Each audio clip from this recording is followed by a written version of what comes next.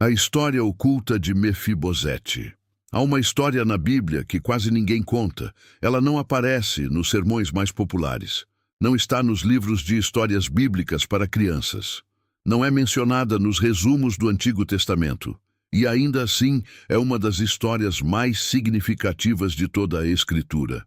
Uma história que entrelaça traição, guerra, lealdade, vergonha, graça e redenção numa sequência de eventos que parece impossível de ter sido inventada. Seu protagonista não é um rei, nem um profeta, nem um guerreiro famoso. Ele é um menino que um dia estava no palácio e no dia seguinte se escondia no deserto. Um homem que viveu décadas convencido de sua própria inutilidade. Um personagem cujo nome aparece apenas algumas vezes em toda a Bíblia, mas cuja história, quando plenamente compreendida, deixa você sem palavras. Seu nome é Mefibosete, e o que lhe aconteceu revela algo sobre a natureza da graça que nenhum tratado teológico pode explicar melhor do que sua própria vida. Hoje você vai conhecer a história completa dele, desde o dia em que tudo desmoronou até o dia em que o impossível aconteceu. E no final, você entenderá por que essa história não é apenas sobre ele. Fique até o final, porque o último segmento deste vídeo é o que muda tudo. Para entender Mefibosete, primeiro você precisa entender o mundo em que ele nasceu. Ele era neto do rei Saul, o primeiro rei de Israel, o homem ungido pelo profeta Samuel, que liderou o povo em batalhas e deteve poder absoluto sobre toda uma nação. E era filho de Jonatas, o príncipe herdeiro, aquele que, segundo todas as leis de sucessão do mundo antigo, deveria ter sido o próximo rei de Israel. Mefibosete nasceu no palácio. Cresceu rodeado de servos, riquezas e da segurança de saber que sua família governava o reino mais poderoso da região. Ele tinha 5 anos quando o mundo parou. Chegaram notícias dos campos de batalha de Jerusalém. Os filisteus haviam atacado. O exército de Israel havia caído e, em meio à derrota, algo inesperado aconteceu. O rei Saul estava morto. Jonatas, seu pai, também estava morto. Em um único dia, Mefibosete perdeu tanto o avô quanto o pai. Mas isso não era o pior que estava por vir. No mundo antigo, quando um reino mudava de dinastia, o que acontecia com a família do rei anterior era previsível e brutal. O novo rei eliminava todos os herdeiros do rei anterior, não por crueldade gratuita, mas por razões políticas, porque qualquer descendente vivo da antiga família real era uma ameaça potencial ao trono, um ponto de encontro para rebeldes, um símbolo de legitimidade alternativa. Os herdeiros dos reis caídos não sobreviviam. Essa era a regra não escrita de todos os reinos do mundo antigo, e todos no palácio de Saul sabiam disso. Quando a notícia da morte de Saul e Jonatas chegou ao palácio, o pânico foi imediato. Uma ama pegou Mefibosete, que tinha 5 anos, e fugiu. A Bíblia descreve aquele momento em uma única frase, mas essa frase contém todo o terror daquele dia. E aconteceu que, enquanto fugiam às pressas, a criança caiu de seus braços e ficou manca. Um menino de 5 anos carregado por uma mulher aterrorizada que corria, uma queda que em qualquer outro contexto teria sido um acidente menor. Mas naquele momento, naquela fuga com aquela fratura, a vida de Mefibosete mudou para sempre. Ele ficou aleijado dos 2 pés. E na cultura do mundo antigo, isso não era apenas uma limitação física. Era um estigma social, um sinal de fraqueza, mais um motivo para ser considerado inútil, descartável, invisível. Um príncipe herdeiro com os pés quebrados, escondido no deserto, sem reino, sem pai, sem um futuro à vista. Assim começou a vida adulta de Mefibosete. Sua ama o levou para um lugar chamado Lodar. Esse nome, em hebraico, significa literalmente lugar sem pasto ou lugar sem palavras. um deserto, um lugar vazio, um lugar onde nada cresce. E ali, naquele lugar árido, Mefibosete cresceu não como um príncipe, não como um herdeiro, mas como um homem oculto e esquecido, convencido de que sua única estratégia de sobrevivência era permanecer desconhecido. Porque se o novo rei o encontrasse, ele morreria. Essa era a lógica do mundo em que vivia. Os anos se passaram. Davi tornou-se rei de Israel, primeiro de Judá, depois de todo o reino unificado. Conquistou Jerusalém, derrotou os filisteus, expandiu o território e construiu um reino que seus inimigos temiam e seus aliados admiravam. Davi era agora o homem mais poderoso do mundo conhecido, e Mefibosete ainda estava em Eldebar, escondido, aleijado, esquecido, até que um dia, sem aviso prévio, sem nada previsível, Davi fez uma pergunta. Não a pergunta que os reis faziam sobre seus inimigos, não a pergunta sobre estratégia militar ou política de Estado, mas esta: resta alguém da casa de Saul a quem ele possa mostrar misericórdia por amor a Jonatas? Essa pergunta precisa de contexto para que seu peso seja compreendido plenamente. Davi e Jonatas eram amigos numa época em que a amizade com Davi era politicamente perigosa. Jonatas era o príncipe herdeiro. Davi era o pastor amado pelo povo, o guerreiro sobre quem cantavam nas ruas, o homem que o rei Saul odiava com uma intensidade que o consumia. Saul tentou matar Davi mais de uma vez. Perseguiu-o pelo deserto durante anos. Enviou soldados, armou ciladas e usou a própria filha como moeda de troca política contra ele. E em meio a tudo isso, Jonatas escolheu Davi, não seu pai, o rei, não o trono que lhe pertencia por direito de primogenitura, mas seu amigo. Jonatas e Davi fizeram uma aliança que no mundo antigo era uma das promessas mais sérias que duas pessoas podiam fazer. Eles juraram lealdade mútua, não apenas um ao outro, mas também aos seus descendentes. E agora, Jonatas estava morto e Davi era rei. E ninguém, na história política do mundo antigo, cumpriu esse tipo de promessa à família de um rei derrotado. Ninguém, exceto Davi, foi convocado ao palácio por um dos servos de Saul, chamado Ziba. Davi perguntou-lhe diretamente: ainda resta alguém da casa de Saul? E Ziba respondeu: ainda há um filho de Jonatas que é aleijado dos pés. O fato de Ziba mencionar a condição física de Méfos como parte de sua resposta diz muito sobre como o mundo os via, não apenas como uma ameaça política menor, mas como alguém diminuído, alguém que, por causa de sua condição física, ainda era considerado relevante. Onde ele está? Perguntou Davi. Na casa de Maquir, filho de Amiel, no tribunal. E Davi mandou chamá-lo. Imagine aquele momento.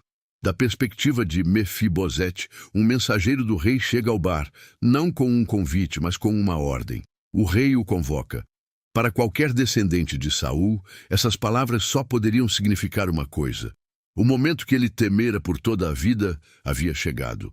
O novo rei o encontrara. E então chegava a parte que sempre acontecia nesses casos. Mefibosete chegou ao palácio de Davi, e a primeira coisa que fez foi prostrar-se no chão com o rosto voltado para a terra, não como um gesto de respeito, mas como o gesto de alguém que sabe estar à mercê de outro e não ter poder para negociar. E então ele disse algo que revelou tudo o que décadas de ocultação e vergonha haviam acumulado dentro dele. Eis aqui o seu servo. Não sou neto do rei Saul. Não sou filho de seu melhor amigo, Jonatas, mas sou seu servo, um homem que nasceu para ser rei, falando como um escravo. E Davi respondeu com as últimas palavras que Mefibosete esperava ouvir. Não tenha medo. Duas palavras que naquele contexto foram revolucionárias. Não tenha medo, pois certamente lhe mostrarei bondade por amor a Jonatas, seu pai, e lhe restituirei toda a terra de Saul, seu avô, e você sempre comerá à minha mesa. Mefibosete não conseguia assimilar aquilo. A resposta que lhe veio é uma das mais sinceras de toda a Bíblia. Quem sou eu, teu servo, para que olhes para um cão morto como eu? Um cão morto. Assim se descrevia o neto do primeiro rei de Israel, filho do melhor amigo do rei mais poderoso do mundo conhecido. Décadas de clandestinidade forjaram uma identidade baseada na invisibilidade e na vergonha. Mefibosete não se via como alguém que merecesse misericórdia. Ele se via como alguém que mal merecia existir. E Davi não questionou essa autoimagem. Ele a substituiu por ação. Chamou Ziba e lhe disse: tudo o que pertencia a Saul e toda a sua casa, eu dei ao filho do seu senhor. Você, seus filhos e seus servos cultivarão a terra para ele e colherão os frutos, para que o filho do seu senhor tenha o que comer. Mas Mefibosete, filho do teu senhor, sempre comerá pão à minha mesa.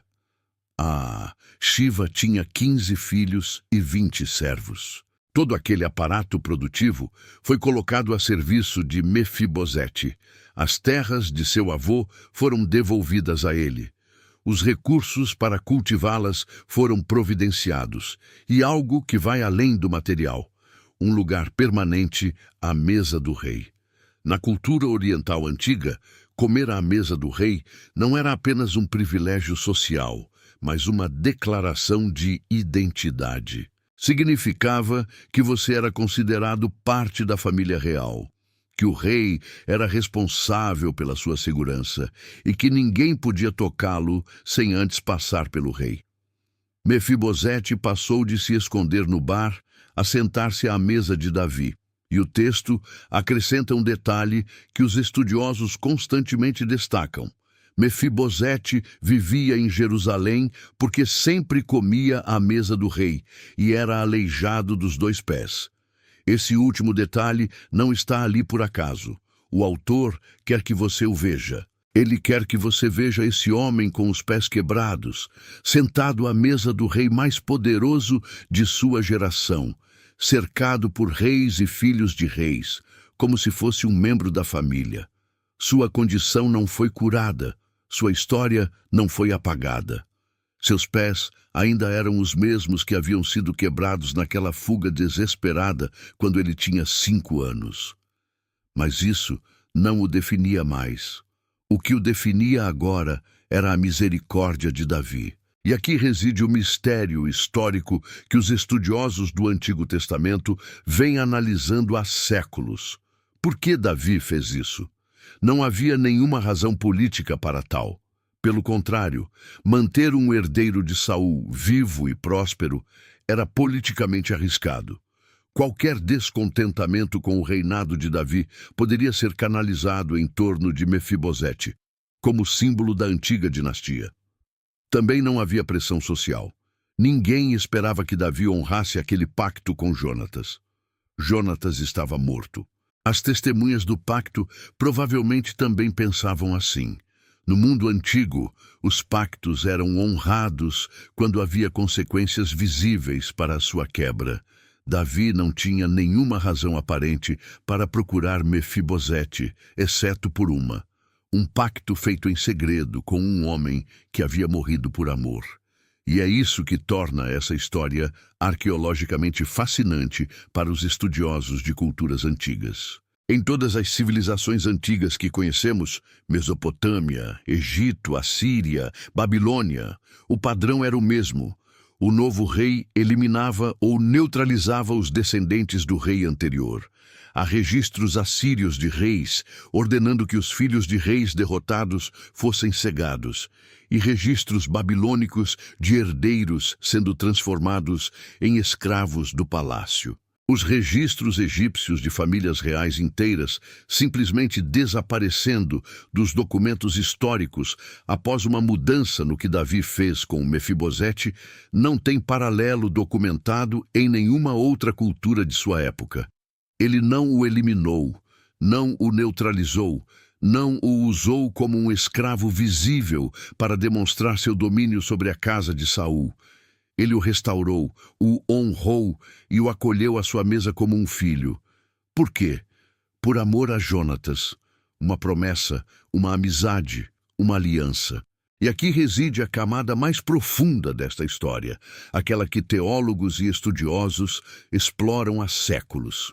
O nome hebraico Mefibosete possui uma interpretação que divide os especialistas. Uma das mais aceitas o conecta a uma raiz que significa aquele que dissipa a vergonha, ou da boca da vergonha. Um homem que parece descrever não apenas quem ele era, mas o que sua história representa. Um homem cuja vida inteira foi definida pela vergonha e pelo ocultamento, que viveu décadas em um bar, em um lugar sem nada, que se autodenominava um cão morto, que chegou ao palácio esperando a morte e foi encontrado pela graça. Não por seus méritos, não por sua posição, não pelo que ele poderia oferecer, mas pelo amor de alguém que ele nunca conheceu, expresso por meio de uma promessa que sobreviveu à morte, à guerra e ao tempo. A história de Mefibosete tem um capítulo final que muitos desconhecem. Anos depois, quando Davi enfrentou a rebelião de seu próprio filho Absalão e teve que fugir de Jerusalém, a lealdade de Mefibosete foi posta à prova. Ziba, o servo que administrava as terras de Mefibosete, foi ao encontro de Davi quando este fugia. Trouxe-lhe provisões, dizendo: "Traga-nos bastante comida e vinho." E quando Davi perguntou sobre Mefibosete, Ziba respondeu com uma acusação. Ele ficou em Jerusalém porque disse que hoje a casa de Israel lhe restituirá o reino de seu avô. Foi uma acusação de traição, de oportunismo político. Davi, em meio à crise, na confusão de sua fuga, acreditou em Ziba e lhe entregou tudo o que pertencia a Mefibosete. Mas quando Davi retornou vitorioso a Jerusalém, Mefibosete saiu ao seu encontro. Ele não havia cortado o cabelo nem lavado as roupas desde o dia em que Davi fugiu. Era um sinal de luto e angústia de alguém que havia sofrido durante toda a ausência do rei. Davi perguntou-lhe diretamente: "Por que você não veio comigo?" E Mefibosete respondeu com a verdadeira história. Ziba o havia enganado. Prometera preparar um jumento para que pudesse seguir Davi, mas nunca o fez. Mefibosete, com seus pés aleijados, não podia seguir o rei sem ajuda. E Ziba, seu próprio administrador, o havia traído. Então Mefibosete disse algo que parou o tempo. Depois que Davi explicou que a terra teria que ser dividida entre ele e Ziba, Mefibosete respondeu: "Que ele fique com tudo, já que meu senhor o rei voltou para casa em paz. Tudo. Que Ziba fique com tudo. Não porque não importasse, não porque as terras fossem insignificantes, mas porque para Mefibosete o simples fato de Davi ter retornado já era suficiente. A misericórdia do rei era mais do que ele jamais esperara receber. Um homem que se autodenominara um cão morto havia chegado ao ponto em que a mera presença do rei que o restaurara valia mais do que todos os seus bens. Isso não vem da prosperidade. Vem apenas de ter estado num bar, de ter vivido num lugar sem nada e de ter sido encontrado pela graça quando não havia razão para ser encontrado. Há algo na história de Mefibosete que transcende o século X a.C., que transcende a cultura do Antigo Oriente Próximo, que transcende até mesmo o contexto específico do reino de Davi. É a imagem de alguém que vive escondido, convencido de que sua condição o torna indigno, que passou tanto tempo em Lebar, no lugar sem nada, que já não se lembra de que um dia nasceu para algo diferente, que chega diante do poder que teme, esperando o pior, e recebe o que jamais imaginou ser possível, não porque o merecesse, mas porque alguém lhe fez uma promessa muito antes de nascer. Uma promessa de amor e lealdade que sobreviveu a quem a fez e se cumpriu no momento menos esperado, da maneira mais imprevisível. A pergunta que esta história deixa no ar é uma que cada pessoa que a ouve deve responder por si mesma. Em que tipo de drama de bar você tem vivido? O que te fez acreditar que você era um cão morto? Que queda, que fratura, que fuga te deixou escondido em um lugar sem nada? Há quanto tempo você está convencido de que a misericórdia é para os outros, não para você? A história de Mefibosete diz: há um rei que fez uma promessa que não expirou, que não importa quanto tempo você tenha esperado, a mesa já está posta, e que a misericórdia que o aguarda não é proporcional ao que você fez, mas sim ao amor daquele a quem foi prometida. Foi isso que Davi fez por Mefibosete, não por seus próprios méritos, por amor a Jonatas, e é a imagem mais poderosa da graça em todo o Antigo Testamento. Uma criança que caiu enquanto fugia, um homem escondido no deserto, um rei que o procurou quando ninguém esperava, uma mesa onde sempre há lugar.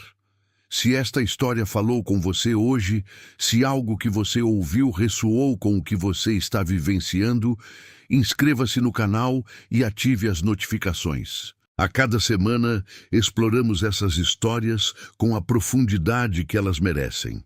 A próxima história que contaremos está diretamente ligada ao que você acabou de ver. A história de outro homem que viveu décadas no deserto, convencido de que Deus o havia esquecido. E o que aconteceu quando o silêncio terminou. Não perca. Até lá.